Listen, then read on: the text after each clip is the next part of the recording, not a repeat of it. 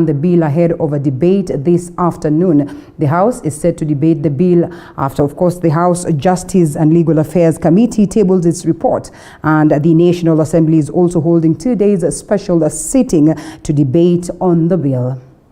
Mr. Speaker, sir, I beg to lay the following paper on the table of the Senate today, Wednesday, 28th April 2021. Joint report of the National Assembly Departmental Committee on Justice and Legal Affairs and the Senate Committee on Justice, Legal Affairs and Human Rights on the Constitution of Kenya Amendment Bill 2020. Mr. Speaker, this is a very, very important bill that we are going to be discussing, and our debate will be majorly also informed by the report of the Joint Committee. The Joint Committee has tabled the report just now, and for me, I have just had the first look at the report now. You do not expect me, Mr. Speaker, to make meaningful contribution having looked at the report just now. So I want to propose further to the point raised by Senator Cheruiyot that maybe we break for an hour for members to have a look at the report, then we can resume and go ahead with the debate. To read that document that Senator Mogeni was carrying, for me as a lawyer, we require probably 2-3 hours. I can expect my colleagues who are educated in other disciplines to take a little more. I want to urge Mr. Speaker, I want to urge Mr. Speaker that we have hard copies of the document circulated to members. Instead of taking a long time on this, I think actually we should be given a little time. Yesterday, I came looking for this document, and I was told I cannot be given a copy until it is tabled. Although I was a member of the committee, I still felt the need of having a hard copy. This is the kind of document that you cannot read it on the phone or on the computer and do justice to it. So I ask you, Mr. Speaker, to make a decision, because if you go on debating on this point, then it means we'll need the afternoon. But if you adjourn at this moment, we can take the whole morning going through the document. And I think there's some wisdom. Yes, our political affairs reporter Elizabeth Mutuko following up on this to make sure that you are up to speed. Remember, it is an event that takes center stage today and tomorrow, even as we wait to see what plays out in terms of the fate of the Constitutional Amendment Bill 2020. Will certainly keep you up to speed. Now, to that story that I was telling you about, and women leaders in Isiolo have applauded the nomination of Lady Justice Martha Koome after the Judicial Service Commission, JSC, nominated her to become the country's Chief Justice, an appointment that would make her the first female to hold this position. Now, speaking in Isiolo, Grace Lorim of Isiolo Gender Watch and Lucy Warrior, who is an activist, have urged the president to approve the nomination. The two have said that they trust Justice Koome will help in reducing the backlog of cases relating to gender in the courts if appointed as the Chief Justice. Tunafurahi sana kwa sababu mara nyingi justice ya kupati. Saa zingine tunasema kwa sababu wanaume wamekuwa wanadominate hiyo kiti, lakini kwa sababu yeye ameweza kufika mahali pale, sisi tutapata justice. Tunajua kwamba within a lifespan of 1 year, zile cases ya GBV ambazo ziko kotini sitaweza kupunguzwa, na pia policies, anaweza kutuangalilia policies ambazo zinaweza pia strengthen hali ya kuweza kusaidia yule survivor wa GBV. Niko na hakika sisi kama wamama wa Isiolo, rais anatusikia, bunge inatusikia, watu ambao tuliowachagua, watu ambao walikuwa sasa wanatetea haki za wamama, hicho kiti kipatikane. Well, certainly a developing story. We wait to see how it goes at the level of Parliament and whether indeed finally she gets this position. Now, let's get to matters health. And Murang'a County has been recording a reduced number of COVID-19 cases over the last 2 weeks. This according to the county executive member for health committee, that is Joseph Mai, who says allegations that the county is experiencing a surge in infections is false. According to Joseph, as of now, only 12 patients are currently admitted at the ICU unit at the Murang'a Level 5 hospital. I want to clear some information that is running around that we have a lot of patients with COVID in Murang'a. That is not true, because the numbers that are in hospital are known, the ones that are at home are known, and we've been reporting daily on those numbers. You know, when the minister said that Murang'a has so many cases, it is because he looked at results of about 3 weeks. When samples are sent to Kemri, they don't come back the same day. Some results stay for 1 week, others for 2 weeks, others for even 3 weeks. So in this particular case, the results that were read that day were 116, and they were purported to be results of a single day, which is not true, because the results were actually for 3 weeks, from 23rd March up to 13th April, and they were read on 14th. And now to more of politics. Following the declaration of Kiambaa parliamentary seat vacant by the IEBC chairman Wafula Chebukati, politicians across the political divide have shown interest to fill the seat during the incoming by-elections set for the month of July. Now, Kiambu County Governor James Nyoro has said that the ruling Jubilee Party will not issue direct nomination ticket to any candidate, saying all aspirants will be subjected to a free and fair nomination exercise.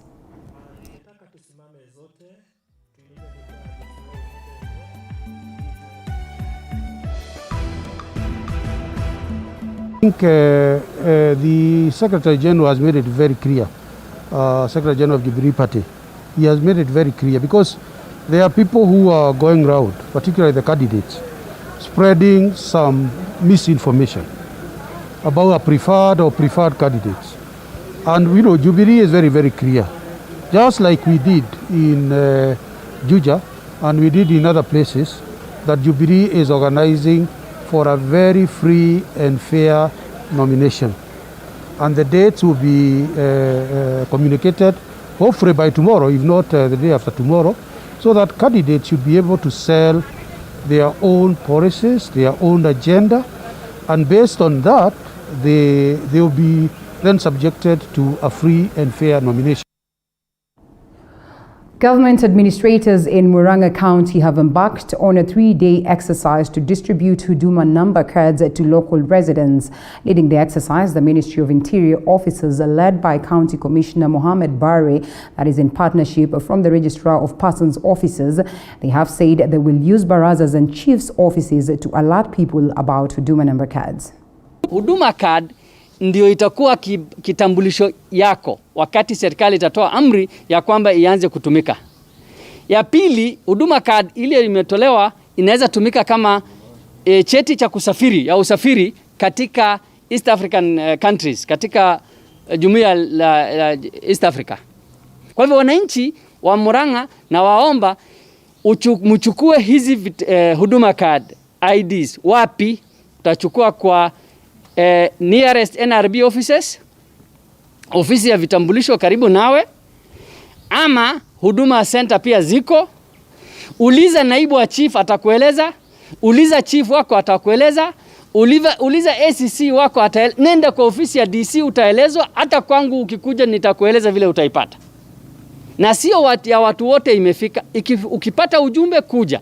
Kuna watu wengine labda umepoteza simu, ama ile simu uliandikisha wakati ulitumia kuandikisha Huduma card imepotea, basi wewe tembea kwa ofisi ya NRB, tembea kwa chief, utaangaliwa kama iko ama hakuna.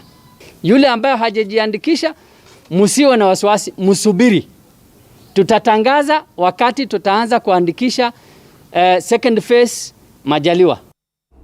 While still on Huduma number cards, Chief Registrar of Persons in charge of the coastal region, Agri Masai, has rallied residents in the region who received notification messages to go for their Huduma number cards. Now addressing the media, Masai said that the region has received a total of 150,000 Huduma cards. The county that received the highest cards is Kilifi with 57,000, yes, followed by Taita Taveta with 27,000, Kwale with 25,000, Mombasa with 18,000, Tana River with 14,000, and Lamu County with 7,000 Huduma cards. Now, Masai said the exercise has been decentralized through sub-county offices, chiefs' offices, marketplaces, and door-to-door distribution within the coastal region in order to intensify the collection exercise. We still have got uncollected Huduma cards across the region. We have got Mombasa has 12,000 uncollected Huduma cards. Kilifi has got 46,000 uncollected Huduma cards, which is the highest. Kwale has 20,000 uncollected Huduma cards. Taveta has 18,000 uncollected. Tana River has 13 and Lamu has 5. I will just want to appeal to wananchi to come forward and collect the Huduma card. The Huduma card is a digital card. It is so nice, it is so smart, and we don't want the wananchi to be moving around with the cards. At the end of the day, we are going to move away from the ID card, which is a semi-manual, to go to Huduma cards.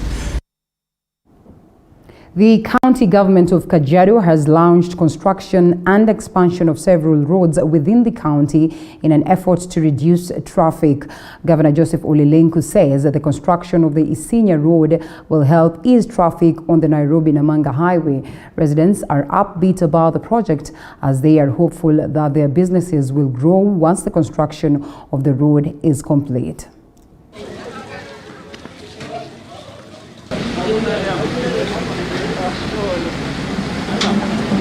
Hii barabara tunaona wakati itajengwa itatusaidia sana kwa usafiri, haswa kwa watu wa bodaboda na wamama mboga, na zaidi yote baba, zaidi yote wakati ilikuwa haijajengwa tulikuwa na shida sana, ndio mama walikuwa wanaanguswa na bodaboda, na hii barabara itatusaidia sana hasa upande wa biashara na usafiri. Kila mmoja wa mwenye anakaa hapa Isinya anafurahi sana kuona hii lami. Leo tunakuja kuzindua barabara hili ambayo tunakisia kwamba mwezi wa 11 tutakuja kufungua kama imekamilika. Hiyo ndio ahadi tuliwekeana na contractor na waziri. Elsewhere, Kalenjin Council of Elders in Uasin Gishu now wanted to be at the decision-making table on the ongoing boundaries review that will see the county get 3 new sub-counties. The move comes days after a group of political and opinion leaders and business community differed on the issue of boundary review in Uasin Gishu. During a press briefing in Eldoret, the council chair Alexander Morsi expressed the group's dismay in the process that they claim has totally disregarded public participation. On the boundaries of these divisions. Watu wawili walienda ofisi hapo na wengine sijui Nairobi sijui wapi wakufanya hiyo maneno, tunakataa hiyo mpaka wakati ambaye sisi wote tutakutana tena, akina mama kwa vijana wataketi pamoja na kutoa maoni yao. I will still have more lined up for you right here on Newsfeed, but we first take a short break. We come back with that. Make sure that you keep it right here.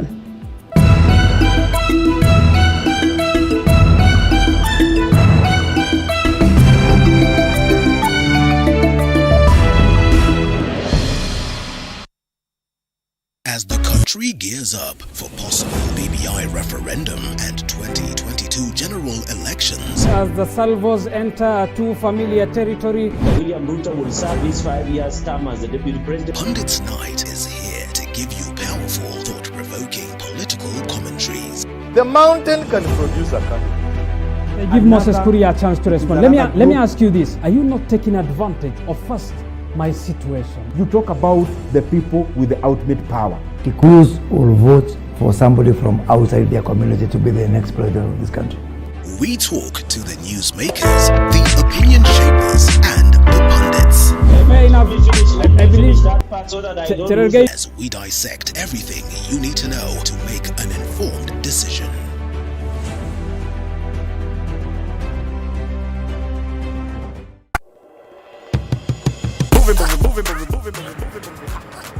Oh, hi.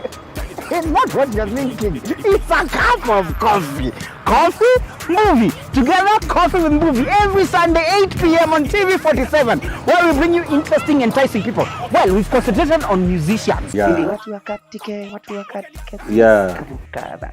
Producers. So now I manage, because talent management and events management, I think was my passion. Right about now, we want to go beyond to the counties and to other countries. I'll see you. Let the Well, we're back with more on Newsfeed. Thank you so much for choosing to stay with us. Tomorrow, the county government of Kajiado has launched construction and expansion of several roads within the county in an effort to reduce traffic. Now, Governor Joseph Ulilenku says the construction of a senior road will help ease traffic on the Nairobi-Namanga highway. Residents are upbeat about the project as they are hopeful that their businesses will grow once the construction of the road is complete. We have picked this particular story earlier on, and therefore we move to a different one altogether. And as we pick this one, Narok County has started the construction of a new modern market that will serve more than 1,000 traders and is set to be the second largest market in Narok County. Speaking during the groundbreaking ceremony, Narok CEC for Land and Planning, that is Vivian Sereti, said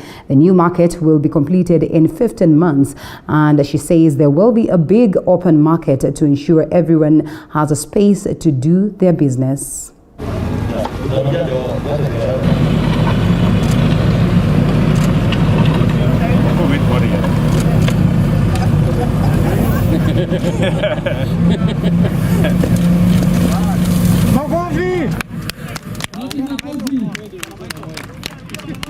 Tunatarajia kwamba inaweza kuwa na watu zaidi ama watu zaidi ya 200 wataweza kufanya biashara, na hao ni wale ambao watakuwa kwa ile shade, na pia tuko na bigger ground ya kufanya open air market.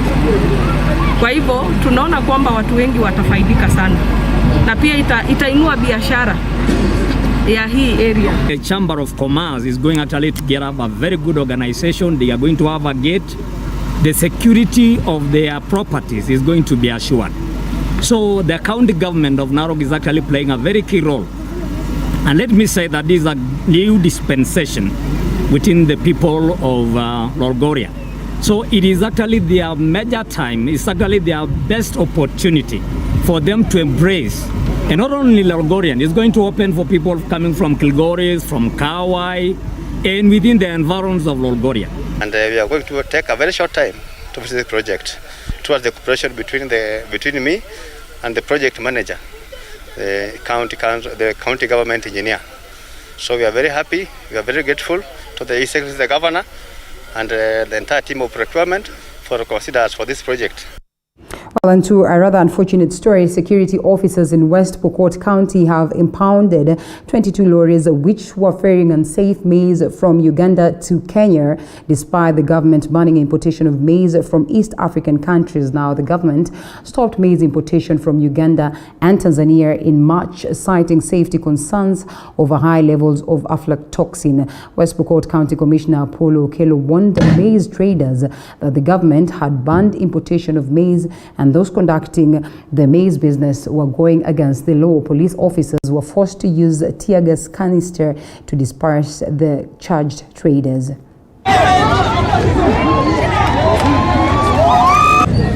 Dereva moja, wengine wametoroka na magari ziko hapa. Hiyo ndio sababu tumeitisha breakdown, hata kama itafutwa mpaka usiku tutafuta, kwa sababu tunayejua ikishafika pale wenyewe watajitokeza. Tunauzia bei rahisi. Mahindi inatoka njia ya Kajaliba. Kila haina. Tukachunguza ya kwamba hii mahindi inatoka wapi. Just imagine hii mahindi inatoka Tanzania. Na inapita njia ile inakuja town Makutano. Tunanunua mahindi, ukiangalia mahindi mtani ni nyeusi. Ukishaka ugali ni kali. Lakini ajabu ya kwamba county commissioner ninampongeza, amefanya kazi nzuri katika kaunti ya West Pokot. Sababu ametuokoa sisi wale wanunuaji, ati tumepata mahindi bei rahisi, kumbe mahindi iko toxin ndani. Angalia ubora ya bidhaa, Kenya Bureau of Standard wachunguze waone kama iko sawa, ndio uweze kuingiza katika nchi hii. Nchi hii sio dumping ground ambayo watu wanalete vitu na sisi tunapokea na tujue hatari zake. Kwa hivyo nafikiri hiyo ndio mwito wangu kwa wananchi wafanye biashara, waweze kujihadhari sana, kwa sababu tutakuwa macho sana. Wafanyakazi wa serikali wenzangu, wale wanaohusika na kuangalia hizi bidhaa haziingizwi katika hizi mpaka zetu, wale watakuwa watapatikana wanaoshirikiana na wafanyabiashara hawa, pia tutawachukua hatua kulingana na sheria ya wafanya. Members of Parliament from sugar growing areas want the government to intervene on the sugar importation, which has paralyzed local sugar companies. Addressing the media at Parliament buildings, the members of Parliament are accusing cartels, who they say are protected by powerful people in government. Public participation on how the industries can be revived. And it was a very extensive discussion which came to a task force report. Now, from the report is where the Committee on Agriculture have taken on, because you cannot just implement the task force report without legislation. For example, if we were to go private, how much will the public have and how much will the private investor put in? Those are the things we are considering in the Committee of Agriculture to become an act so that they can be implemented. Now our question is, and our worry is, why should people rush? In a hurry? Why don't they wait? In the next 1 or 2 weeks, the sugar bill will be coming to the floor for second reading and debate, and will be enacted fast. And that is what is going even to guide who declares. And private schools stakeholders in Trans Nzoia County have voiced their concerns on how Form 1 selection exercise will be conducted. They are worried that learners from their private schools will be discriminated against, especially the top or national schools, as Boniface Baraza now reports. Private schools in 2020 KCP exams has not been received well by private schools. Wilson Nganga is the head teacher of Revival Springs Academy in Tuan Islams, who says best students from such schools might be left out on Form 1 selection. Our worry is favorism should not be applied when it comes to secondary school selection, because it seems most of the private candidates who performed well are going to be given lower chances in secondary schools, and therefore it is our plea, or it is our prayer to the government of Kenya, led by the Ministry of Education, that they should not favor the public schools to our private school kids. Pushing for equality in the exercise, the stakeholders are also concerned with the boy child education, saying that for a very long time, the boys have been left out during the girl child empowerment programs and education, saying there is need for harmonization of Form 1 selection. It is also a request that both boys and girls should be considered well, because most of the times we have been having issues where the girls are giving the first priorities, but this time we just request the ministry to at least even consider boys. Sentiment that have been echoed by Luke Naibe, an educationist. So I don't think that myth is not rightful, kwamba all students or all candidates ambao walifanya mtihani and they made their choices of a particular school that they would wish to join, I think they'll be given those choices na watajoin bila issue yoyote. The schools are expected to open for third term by May 10th, and those who sat for KCPE are expected to join Form 1 in July. In Kirinyaga County, the Kenya Private School Association has demanded that the Ministry of Education makes public the raw KCPE marks before standardization, saying the pupils from private schools were shortchanged. As private schools would like to be given the raw marks before moderation. That is one that we want. Then after that, we be given moderation formulas that were applied to standardize the exams. We want to know what it transpires inside there. We don't want to have speculations of moderations and other things called what? Standardization. KEPSA chairman in Kirinyaga, David Karethi, has said that most of their pupils who sat for